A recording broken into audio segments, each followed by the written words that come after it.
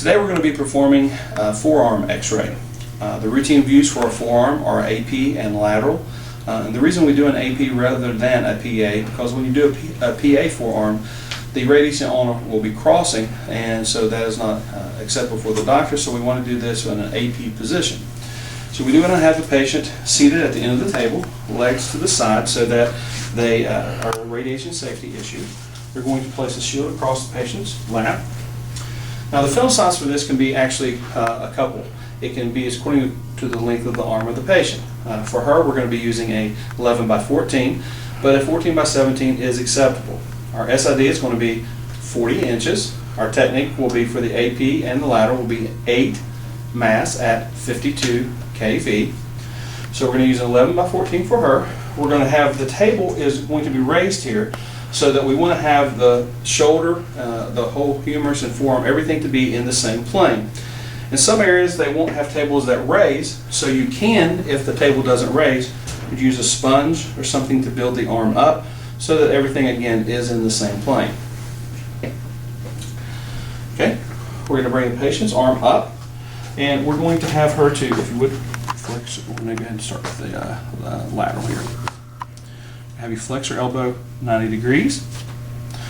Always palpate the end to take and make sure that it is lateral.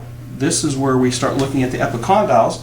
The epicondyles here are going to be perpendicular to the IR, and that will tell us this is good as a lateral position. So we are going to palpate the epicondyles and verify that one is superimposed over the other. I'm going to center as best we can to the center of the film.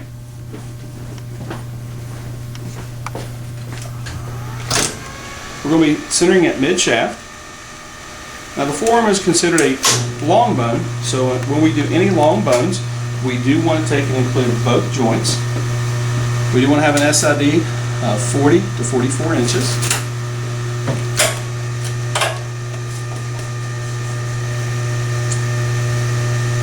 Okay, so we do want to include all the joint. We are getting the joint this way also, and distally. We're going to have correct marker placement that will not be obstructed. And the combination is a little wider because we are trying to include all the joint here.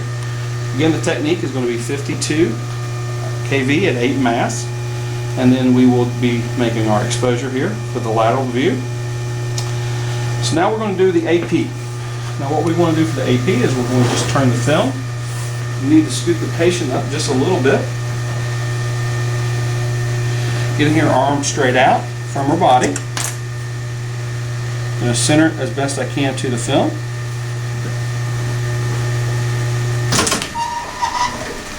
I'm going to center to mid-shaft. I'm going to change our collimation, of course, because we changed the way our film is running. Again, we are going to include. We're going to have both joints included on this. We want to make sure that everything here is in the same plane. We're going to palpate the epicondyles, and they will be parallel to the IR on this view, and that tells us that it is an AP position. Marker placement, where it will not be in pertinent anatomy, but including everything. Technical factors remain the same, 52 kV at 8 mass, and this is our AP view of the forearm. And as again,